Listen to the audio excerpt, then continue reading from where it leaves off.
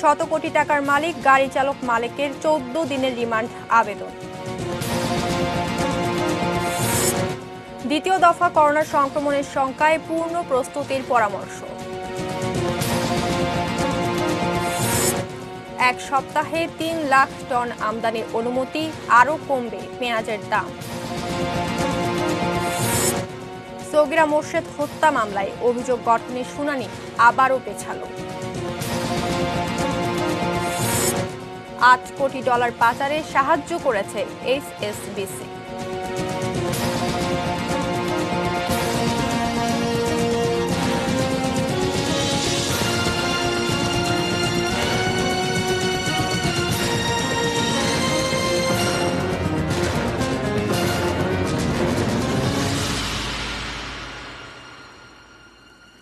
এটি নিউজ দেখছেন, 3টা নিউজ আওয়ারের সঙ্গে আছি আমি মিহসাবিল মুনিয়া। শিরোনামগুলো শুনছিলেন। VSL angle channel HB VSL Bikrampur steel limited. এছাড়াও থাকছে অধিকারের লড়াইয়ের গল্প।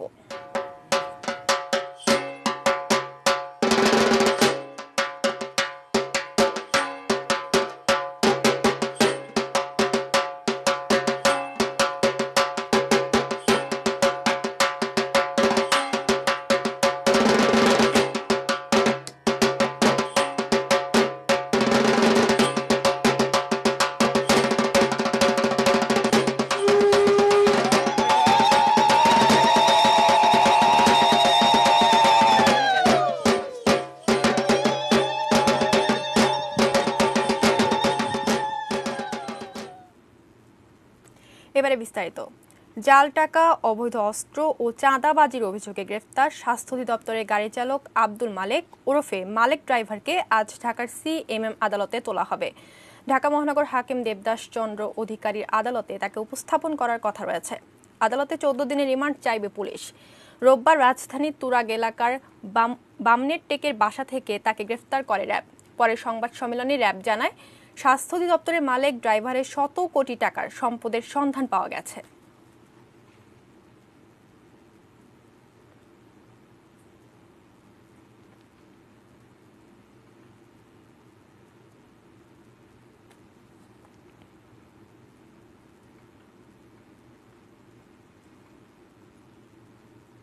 তার পরিচয় স্বাস্থ্য অধিদপ্তরের গাড়ি চালক, তবে তিনি অধিদপ্তরের মহাপরিচালকের গাড়ি নিজেই ব্যবহার করেন ড্রাইভার রেখে।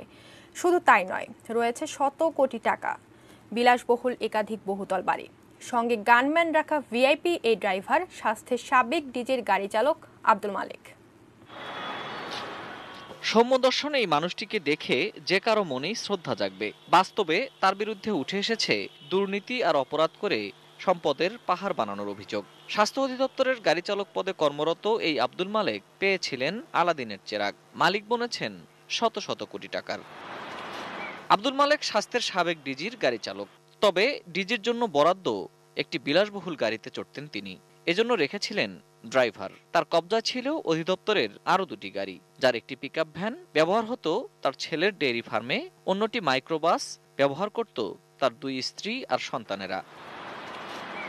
মালেকের এসব কুকীর্তির খবর পেয়ে শনিবার রাতে তাকে আটক করে র্যাব। অস্ত্র মামলায় আটক হওয়ার পর জিজ্ঞাসাবাদে তার সম্পদের এসব তথ্য বেরিয়ে আসে। 100 কোটি টাকারও বেশি তার সম্পত্তি আছে বলে আমরা প্রাথমিকভাবে জানতে পেরেছি। তার স্বীকারোক্তিতে ঢাকা শহরের বেশ কয়েকটি জায়গায় বহুতল বিশিষ্ট বাড়ি এবং অন্যান্য তার আর্থিক বৈভবের বিবরণ দিয়েছেন। মূলত নিয়োগ বাণিজ্য করে এই সম্পদের পাহাড় গড়েছেন আব্দুল মালেক। নিজের মেয়ে, ভাই, ভাতিজা সহ অনেক আত্মীয়কে চাকরি পাইয়ে দিয়েছেন স্বাস্থ্য অধিদপ্তরে। স্বাস্থ্য অধিদপ্তরের প্রাক্তন মহাপরিচালক মহোদয়, উনি তার ড্রাইভার ছিলেন, এই বিষয়টি উনি আমাদেরকে নিশ্চিত করেছেন। এবং আরেকটি বিষয়, দীর্ঘদিন যাবৎ সে কিন্তু স্বাস্থ্য অধিদপ্তরে একই পদে থেকে, অর্থাৎ বর্তমান স্বাস্থ্য অধিদপ্তরের ড্রাইভার হিসেবে এবং ইউনিয়নের সভাপতি হিসেবে তার একটি আলাদা দাপট তার অধিদপ্তরে ছিল। মূলত 1982 সালে উনি মাস্টার রোলে চাকরি শুরু করেন, 8ম শ্রেণী পাস একজন ব্যক্তি। 86 সালে তার চাকরি মাস্টার রোল হিসেবে থেকে 3য় শ্রেণীর ড্রাইভার হিসেবে উনি অন্তর্ভুক্ত হন। Ferdous Rahman, ATN news, Dhaka. Corona প্রসঙ্গ। দেশে দ্বিতীয় দফা করোনা সংক্রমণের আশঙ্কায় পূর্ণ প্রস্তুতি রাখার পরামর্শ দিয়েছে কোভিড-19 জাতীয় কারিগরি পরামর্শ কমিটি। আজ কমিটির 20তম অনলাইন সভায় এমন সুপারিশ করা হয়। সভায় বলা হয়, পাশের দেশ ভারতে করোনা সংক্রমণের মাত্রা অনেক বেশি, পাশাপাশি বিভিন্ন দেশের সঙ্গে যোগাযোগ উন্মুক্ত হচ্ছে, তাই দেশে দ্বিতীয় দফা করোনা সংক্রমণের ঝুঁকি রয়েছে।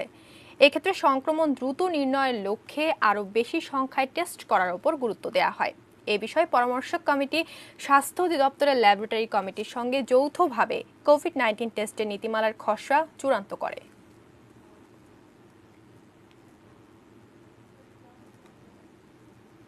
এদিকে শনাক্ত কম হলেও করোনায় মৃত্যুর গ্রাফ এখনো ঊর্ধ্বমুখী। পরিসংখ্যান বলছে, সবচেয়ে বেশি মারা যাচ্ছেন বয়স্করাই। কাজেই করোনাকে অবহেলা করে স্বাস্থ্যবিধি না মানলে এর চরম মাশুল দিতে হতে পারে বলে আশঙ্কা বিশেষজ্ঞদের। আরও জানাচ্ছেন নাজিয়া আফরিন। বছরের শুরুর দিকে করোনার প্রকোপে ইউরোপের বিভিন্ন দেশের মৃত্যুর মিছিলে তালিকার ওপরে ছিল ইতালি। করোনা ভাইরাসের উৎসভূমি চীনকেও হার মানিয়েছে ইতালির মৃত্যুর পরিসংখ্যান। এর বড় কারণ, সে দেশের জনগোষ্ঠীর বড় একটি অংশই ষাটোর্ধ্ব।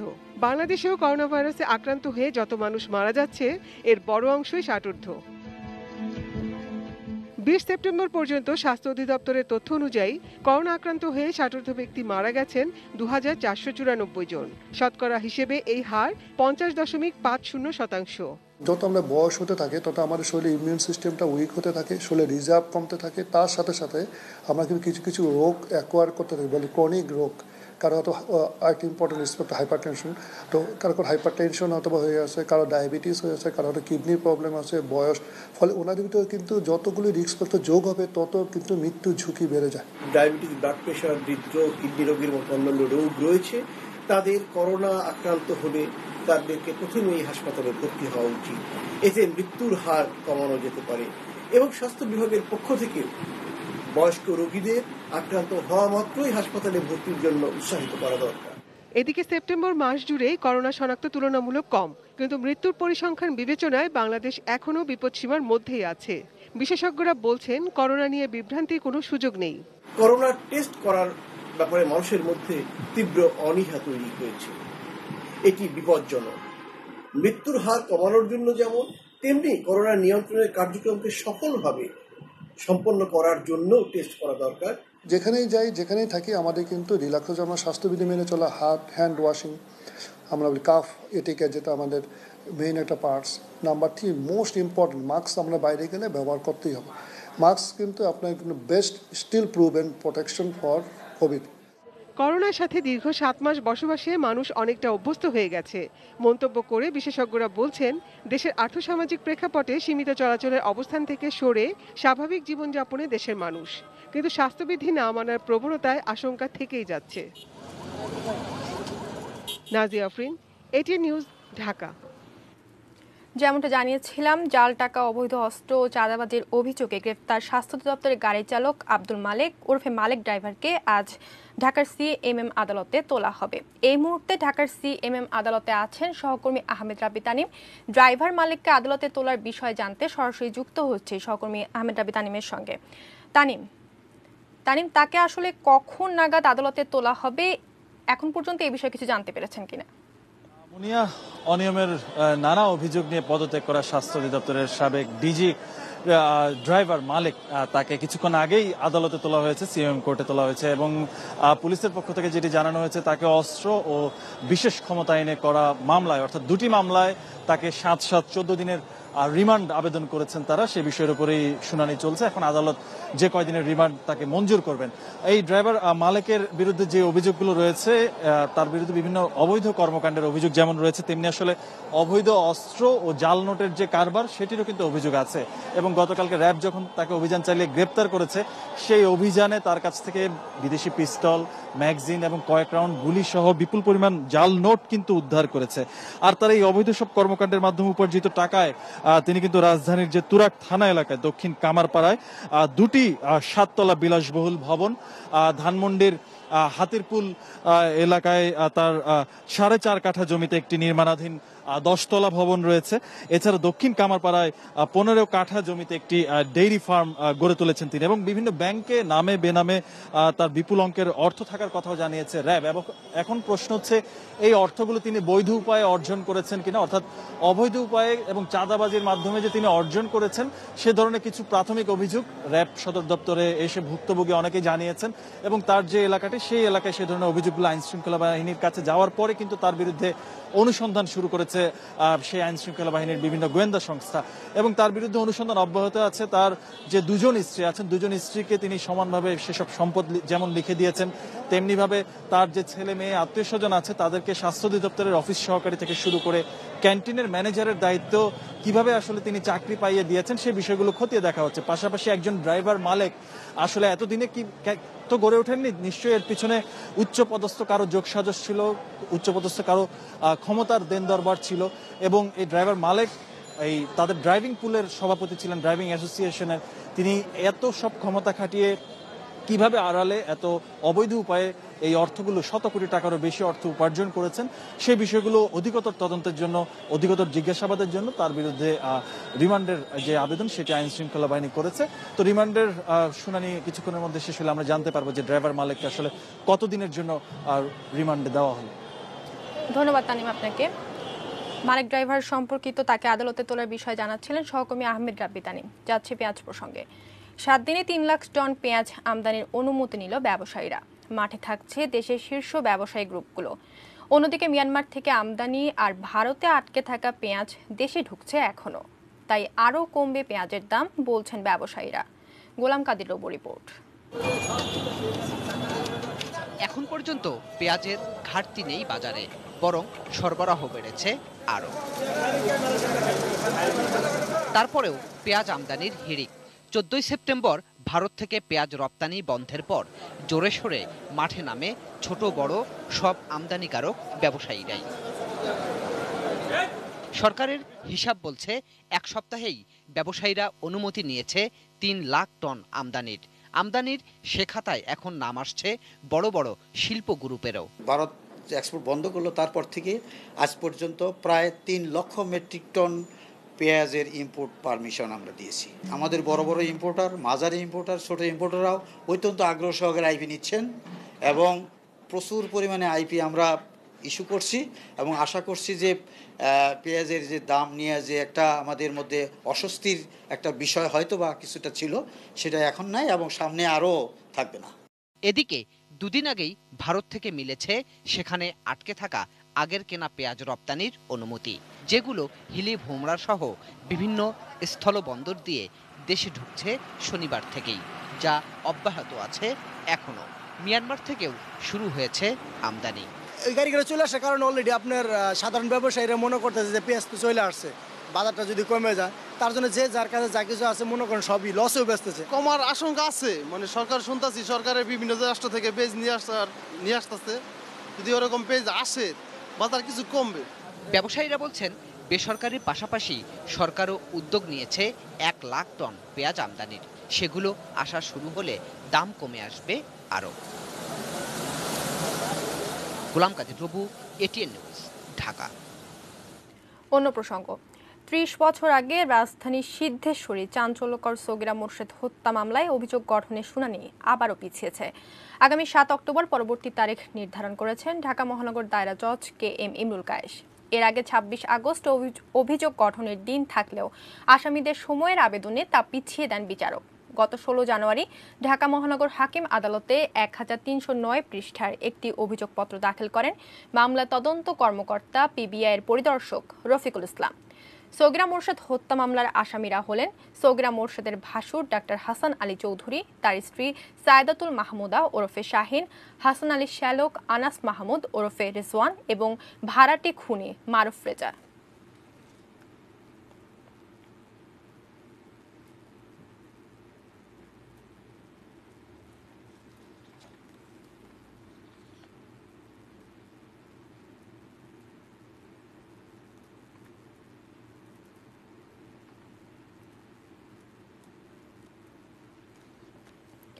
খুলনার বটিয়াঘাটের হালিয়া গ্রামের গৌরী দাসী এবার স্বামীর ভিটায় গেলেন ৩৫ বছরের সঞ্চিত বঞ্চনা আর পরিশ্রমের বিনিময়ে পাওয়া অধিকার নিয়ে।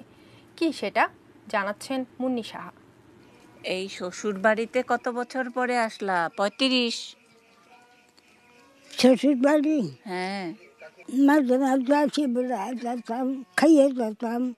মাঝে মাঝে এ বাড়িতে আসতেন বটে, তবে সে আশা আর আজকের আশায় অনেক পার্থক্য।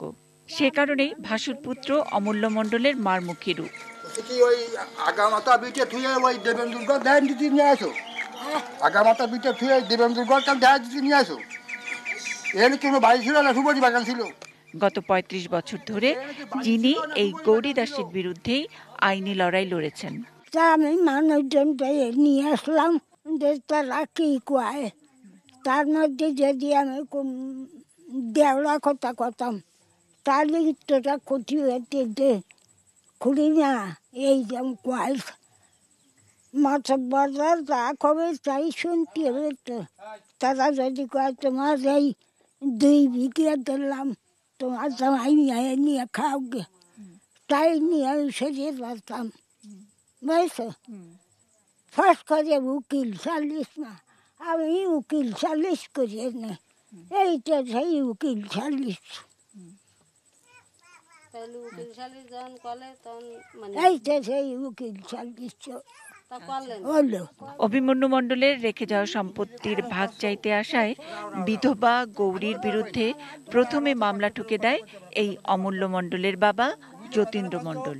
শোনো শোনো, আমি কি করছি, পুরোনো কথা তুলে লাভ নেই। তুমি যদি আইনি পাইয়ে দাও, তুমি যদি আইনি পাইয়ে দাও, অত তোমারও বিশাল কথা বাদ দাও, ও তুমি করে না। অমূল্য আর গৌরী দাসের বিতর্ক থেকে বোঝা যায় অল্প বয়সে বিধবা গৌরী এ বাড়িতে আশ্রিত ছিলেন। পরপর 3টি ছেলে হয়ে মারা যাওয়ার পর 2 মেয়ে এখানেই বড় হয়েছে। মুক্তিযুদ্ধের সময় বাড়ি লুট, আবারও ফিরে আসা, বড় মেয়ের নিরুদ্দেশ হয়ে যাওয়া, এরকম নানান লড়াইয়ের কাহিনী।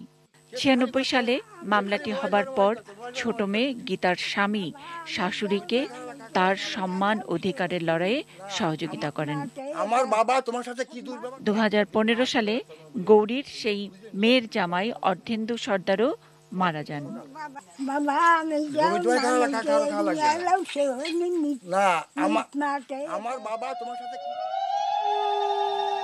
মামলা তো শেষ, মামলা আপনি জিতে গেছেন। তো সে তো মরিয়ে গেছে, সে তো মরিয়ে গেছে, সে তো নেই। Munni Saha, ATN news, Dacope, Khulna. গৌরী দাসীর লড়াইয়ে নতুন একটি অধ্যায় যোগ হলো। মেগি তার স্বামীও যখন চলে গেলেন, তারপর কিভাবে চলল প্রায় শতবর্ষী এই নারীর অধিকারের লড়াই, দেখুন আগামীকাল। 3টা নিউজ আওয়ারের সময় হলো 32টি বিরতি নেয়ার। বিরতির পর যা থাকছে: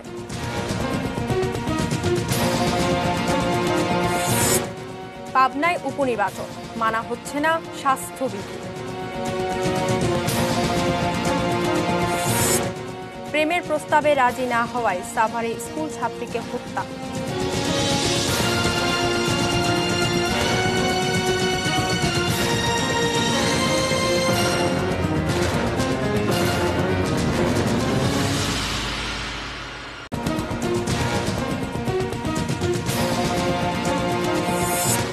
শত কোটি টাকার মালিক গাড়ি চালক মালেক 14 দিনের রিমান্ডে। দ্বিতীয় দফা করোনার সংক্রমণের শঙ্কায় পূর্ণ প্রস্তুতির পরামর্শ।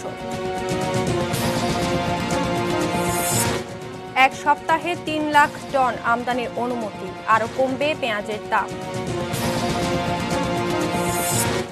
সগীরা মোর্শেদ হত্যা মামলায় অভিযোগ গঠনের শুনানি আবারও পেছালো। $8 কোটি পাচারে সাহায্য করেছে HSBC।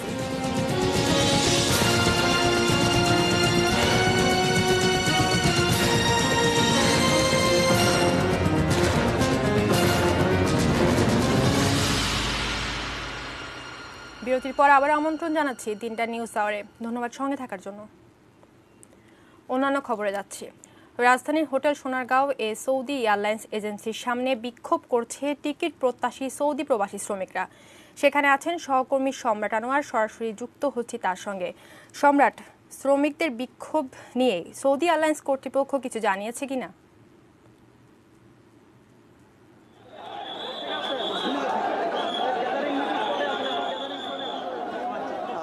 আপনি যেটি জানেন যে এই সোনারগাঁ হোটেলের পাশেই সৌদি এয়ারলাইন্সের যে রুটটি আছে সেখান থেকে টিকিট সংগ্রহ করা হয়। গত কয়েকদিন ধরেই আসলে এখানে টিকিট প্রাপ্তির নিশ্চয়তা নিয়ে একটি নিশ্চয়তা পাবেন কিনা যারা প্রবাসগামী যাত্রীরা আছেন তারা একটু কিছুটা সন্দিহান ছিল। যেহেতু জানেন যে আপনি করোনাকালীন সময়ে বেশ কয়েকবার সৌদি আরবের যারা প্রবাসীরা ছিলেন তাদের জন্য সময় বাড়ানোর কথা বলা হয়েছিল, যাতে ভিসার মেয়াদ বাড়ানো হয়। তো 3 দফা সময় বাড়ানোর পর এই মাসের 30 তারিখ পর্যন্ত তাদের সর্বশেষ যে মেয়াদ ছিল সেটি বাড়ানো হয়েছে। আর এর মধ্যেই তো তারা সিদ্ধান্ত দিয়েছে যে প্রাথমিকভাবে সৌদি এয়ারলাইন্সের মাধ্যমে তারা সপ্তাহে 2টি করে আসলে তারা যাত্রী পরিবহন করবে 2টি ফ্লাইটের পরিচালনার মাধ্যমে। আর এদিকে দিয়েই তারা বাংলাদেশ বিমানের যারা আছেন তারাও চাইছেন যে তারাও পরিবহন করবে, যদিও বাংলাদেশ বিমানকে সৌদি সরকার থেকে কোনো নির্দেশনা কিংবা তাদের অনুমতিপত্রটা আসলে দেওয়া হয়নি। আর যার পরিপ্রেক্ষিতে আসলে সৌদি এয়ারলাইন্সের যে পরিবহন বিমানগুলো আছে সেগুলো পরিবহনের একটা নিষেধাজ্ঞার কথা তারা বলেছেন, বাংলাদেশ সরকারের পক্ষ থেকেও এখানে জানানো হয়েছে। আর সেই নির্দেশনার অনুযায়ী আসলে এখানে সকাল থেকেই টিকিট প্রত্যাশী যারা যাত্রী আছেন তারা ভিড় করছেন। এমনকি যারা এর আগেও টিকিট আগেই কিনেছেন এবং সেই অনুযায়ী তারা দেশে ফিরেছেন কিন্তু করোনাকালীন সময় তারা যেতে পারেননি, তারা আসলে মূলত তারা জানতে আসছেন যে আসলে তাদের যাওয়ার ক্ষেত্রে কি ব্যবস্থাপনা হবে, যেহেতু আপনি জানেন যে 30 তারিখের মধ্যে তাদের ভিসার মেয়াদগুলো শেষ হয়ে যাবে। তো তার সকাল থেকে এখন ভিতরে এই সৌদি এয়ারলাইন্সের যে কাউন্টারটি আছে সেই অফিস কার্যালয়ের সামনে তারা এসেছেন এবং কি তারা টোকেনের মাধ্যমে ভিতরে যাওয়ার যে ব্যবস্থাপনা আছে সেটি নিচ্ছিলেন। কিন্তু তারা অভিযোগ করেছেন যে প্রতিদিন 300টির মতো করে টোকেন দেওয়ার কথা থাকলেও এখানে আসলে সেভাবে তারা সুবিধাটি পাচ্ছেন না, যার ফলে প্রচুর সময় লাগছিল।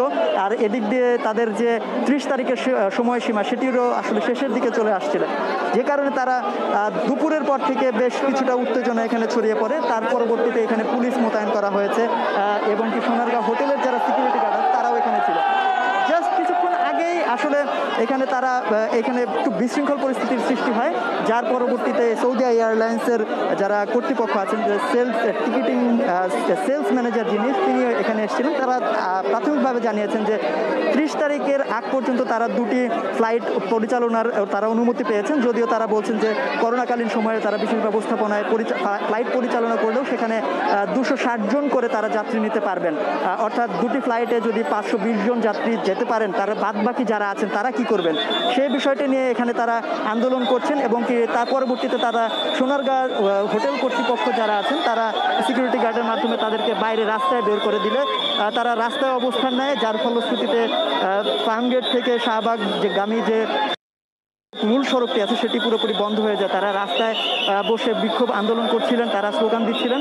আর পরবর্তীতে এখন আপনারা হয়তো দেখতে পাচ্ছেন যে বিপুল সংখ্যক পুলিশ মোতায়েন হয়েছে এবং তারা এখন আন্দোলনরত যারা উপস্থিত আছেন সেসব প্রবাসী বিদেশগামী যাত্রীরা আসলে তারা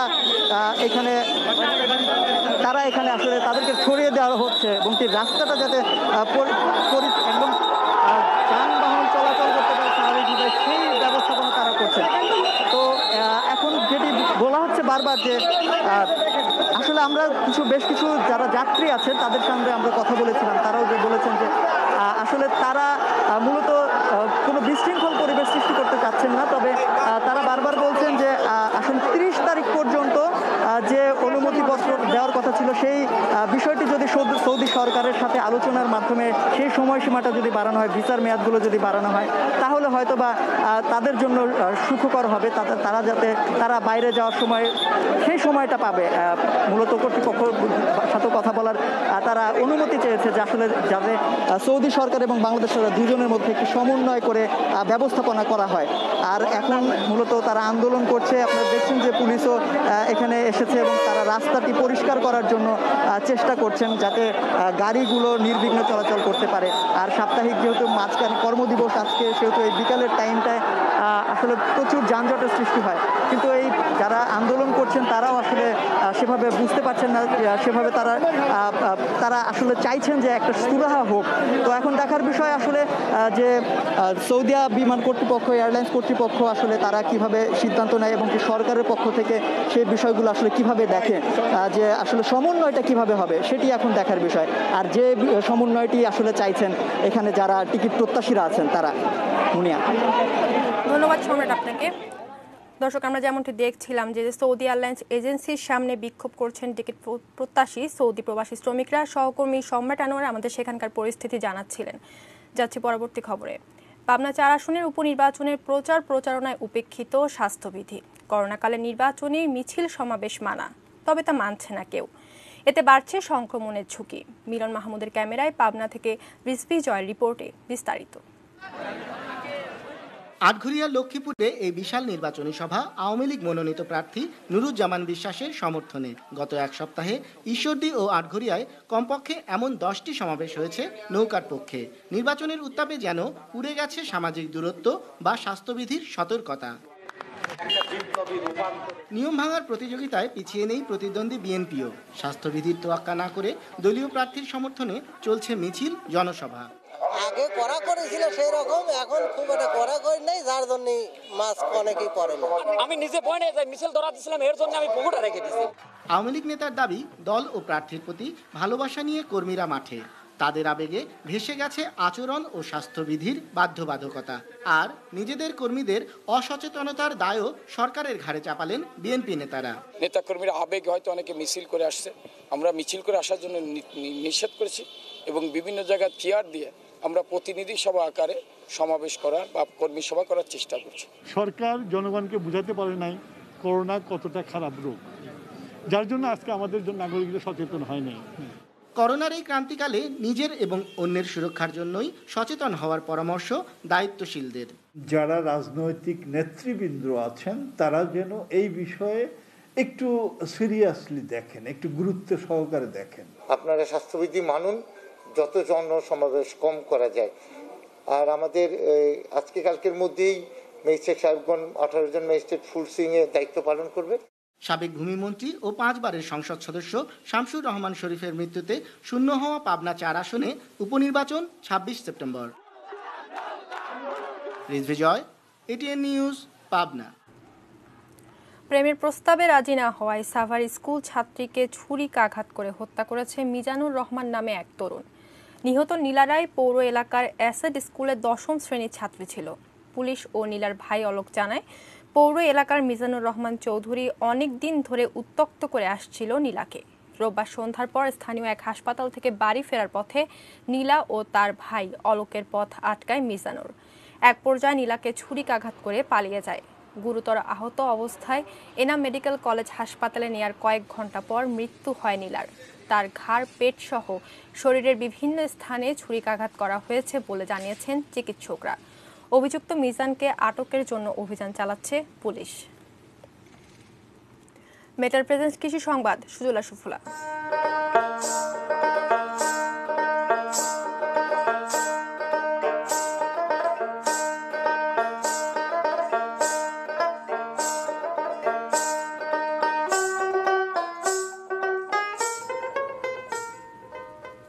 লাভজনক হওয়ায় ঝালকাঠিতে জনপ্রিয় হয়ে উঠছে মাল্টা চাষ। কৃষি অফিসের তথ্য মতে জেলায় 55 হেক্টর জমিতে এবার মাল্টার আবাদ হয়েছে। প্রাথমিক পর্যায়ে হেক্টর প্রতি ফলন 9 মেট্রিক টন হলেও সঠিক পরিচর্যা করতে পারলে তা 12 থেকে 15 মেট্রিক টন হওয়া সম্ভব। এ বিষয়ে বাগানীদের প্রয়োজনীয় প্রশিক্ষণ ও পরামর্শ দিচ্ছে তারা। মাল্টা চাষিরা জানান, বাগান করতে একর প্রতি 4 লাখ টাকার মতো খরচ হলেও 2 বছরের মধ্যেই তা উঠে আসে। বাজারে ভালো চাহিদা থাকায় অনেকেই এখন ঝুঁকছেন মাল্টা চাষে। জেলার প্রায় 200 মাল্টা বাগানে কর্মসংস্থান হয়েছে 2000-এরও বেশি মানুষের।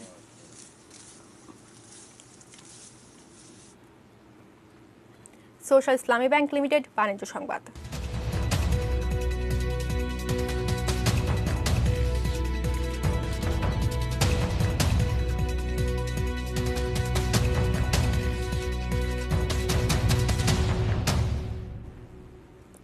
কাঁচা পাট রপ্তানি বন্ধের প্রস্তাব প্রত্যাহার ও পণ্যটি রপ্তানিতে কোনো শুল্ক আরোপ না করা সহ 4 দফা দাবি জানিয়েছে বাংলাদেশ জুট অ্যাসোসিয়েশন এবং শিপার্স কাউন্সিল অব বাংলাদেশ। রাজধানীর একটি হোটেলে যৌথ উদ্যোগে অনুষ্ঠিত সংবাদ সম্মেলনে এ দাবি জানান ওই সংগঠন দুটির নেতারা। স্বাধীনতা উত্তর বাংলাদেশে বিভিন্ন সময়ে রপ্তানি আয়ের পেছনে পাটের অবদান তুলে ধরেন বক্তারা। বলেন, কাঁচা পাট রপ্তানি বন্ধ করা হলে কেবল রপ্তানিকারকরাই নন, লাখ লাখ কৃষক শ্রমিক বেকার যেমন হবে, ধস নামবে সোনালী আসে সোনালী গৌরবেও। ক্ষতিগ্রস্ত রপ্তানি খাতগুলোর জন্য প্রধানমন্ত্রী ঘোষিত প্রণোদনার আওতায় কাঁচা পাট রপ্তানিকারকদের অন্তর্ভুক্ত করারও দাবি জানান তারা।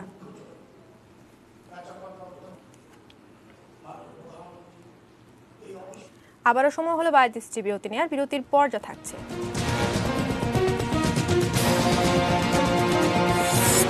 মুম্বাইয়ে 3 তলা ভবন ধসে অন্তত 10 জনের মৃত্যু। জয় দিয়ে মৌসুম শুরু করল জুভেন্টাস।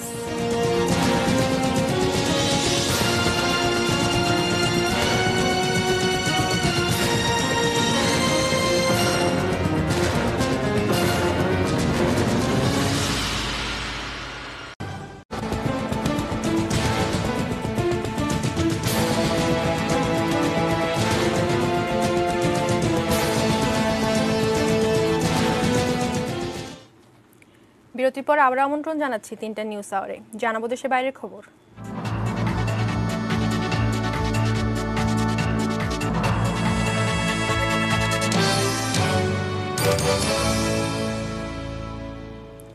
অর্থ আত্মসাতের বিষয়ে জানার পরও বিশ্বের বিভিন্ন দেশে কোটি কোটি ডলার পাচারে প্রতারকদের সাহায্য করেছে এইচএসবিসি। ফাঁস হওয়া নথিতে প্রকাশ পেয়েছে এই তথ্য।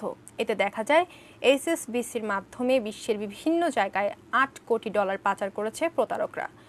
এইচএসবিসির মাধ্যমে একজন কুখ্যাত সন্ত্রাসীকে অর্থ পাচারে সহায়তা করেছে যুক্তরাষ্ট্রের বড় একটি ব্যাংক। প্রতারিত বিনিয়োগকারীদের আইনজীবীরা বলছেন, এসব প্রতারণার ব্যাপারে তড়িৎ ব্যবস্থা নেওয়া উচিত ছিল এইচএসবিসির। তবে ব্যাংকটি বলেছে তারা আইন বহির্ভূত কোনো কর্মকাণ্ডের সঙ্গে জড়িত নয়। এর আগে অর্থ পাচারের অভিযোগে যুক্তরাষ্ট্রে 190 কোটি ডলার জরিমানা গুনতে হয়েছিল এইচএসবিসিকে। 80% of its profits are made in Asia, and if it went, that's likely to be where it heads. ভারতের মুম্বাইয়ে একটি 3 তলা ভবন ভেঙে পড়ে অন্তত 10 জনের মৃত্যু হয়েছে। প্রাণহানির সংখ্যা আরও বাড়তে পারে। সোমবার ভোরের দিকে মুম্বাইয়ের কাছে ভিয়ান্ডি এলাকায় ভেঙে পড়ে 3 তলা বাড়িটি। দুর্ঘটনার খবর পেয়ে উদ্ধার কাজ শুরু করেছে জাতীয় বিপর্যয় মোকাবিলা বাহিনীর একটি দল। ফায়ার সার্ভিস ও পুলিশ উদ্ধার কাজে সহায়তা করছে। এর মধ্যে শিশু সহ 31 জনকে ভেঙে পড়া বাড়ির ধ্বংসস্তূপ থেকে উদ্ধার করা হয়েছে, কিন্তু এখনো 20 থেকে 25 জনের আটকে থাকতে পারেন বলে আশঙ্কা করা হচ্ছে। আহতদের স্থানীয় হাসপাতালে চিকিৎসা দেওয়া হচ্ছে। ওই ভবনটি প্রায় 40 বছরের পুরনো। সেখানে প্রায় 20 পরিবার থাকত। দুর্ঘটনার কারণ অনুসন্ধানে তদন্ত দল গঠন করা হয়েছে। খেলার খবর।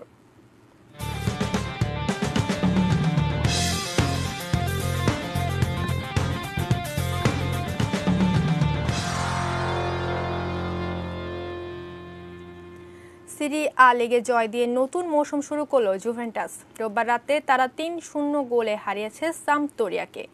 অপর ম্যাচে সাসুওলার সঙ্গে 1-1 গোলে ড্র করেছে ক্যালিয়ারি। নিজেদের মাঠে খেলার শুরু থেকে প্রাধান্য দেখায় জুভেন্টাস।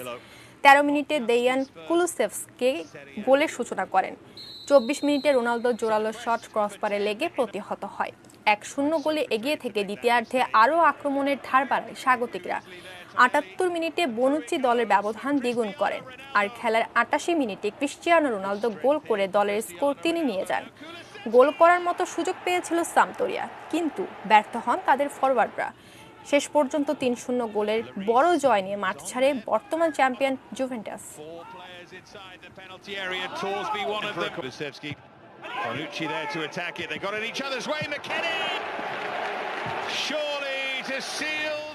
আইপিএলে আজ দিনের একমাত্র ম্যাচে রয়্যাল চ্যালেঞ্জার্স বেঙ্গালুরু মুখোমুখি হবে সানরাইজার্স হায়দ্রাবাদ। দুবাইয়ে বাংলাদেশ সময়ের রাত 8টায় শুরু হবে ম্যাচটি। আইপিএলের শুরু থেকেই আছে রয়্যাল চ্যালেঞ্জার্স বেঙ্গালুরু, কিন্তু এখন পর্যন্ত শিরোপার স্বাদ পায়নি তারা। এবার সেই ব্যর্থতা ঘোচানোর মিশন বিরাট কোহলির দলের। বেঙ্গালুরু দলে রয়েছেন যুজবেন্দ্র চাহাল, উমেশ যাদব, পার্থিব প্যাটেল। এছাড়া এভি ডিভিলিয়ার্স, ক্রিস মরিস ও অ্যারন ফিঞ্চের মতো বিদেশি ক্রিকেটার আছেন। এবার প্রথমবারের মতো শিরোপা জয়ের মিশন বেঙ্গালুরুর সামনে। অন্যদিকে 2016 সালে একবার শিরোপা জিতেছিল সানরাইজার্স হায়দ্রাবাদ। দলের নেতৃত্বে আছেন ডেভিড ওয়ার্নার, মনীষ পান্ডে, ভুবনেশ্বর কুমার, বিজয় শঙ্কর, ঋদ্ধিমান সাহাদের সঙ্গে আরও আছেন Kane Williamson, Mitchell Marsh, Mohammad নবী ও রশিদ খানের মতো ক্রিকেটাররা।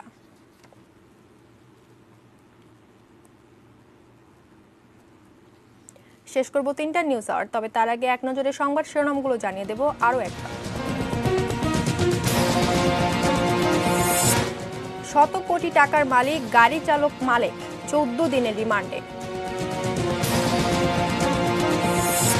দ্বিতীয় দফা করোনা সংক্রমণের শঙ্কায় পূর্ণ প্রস্তুতির পরামর্শ। এক সপ্তাহে 3 লাখ টন আমদানির অনুমতি, আরও কমবে পেঁয়াজের দাম। সগীরা মোর্শেদ হত্যা মামলায় অভিযোগ গঠনের শুনানি আবারও পেছালো। $8 কোটি পাচারে সাহায্য করেছে HSBC।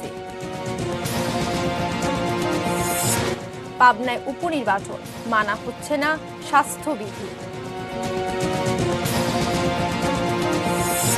প্রেমের প্রস্তাবে রাজি না হওয়ায় সাভারে স্কুল ছাত্রীকে হত্যা।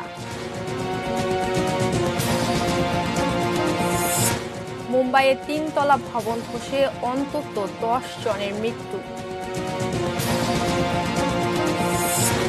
জয় দিয়ে মৌসুম শুরু করল জুভেন্টাস।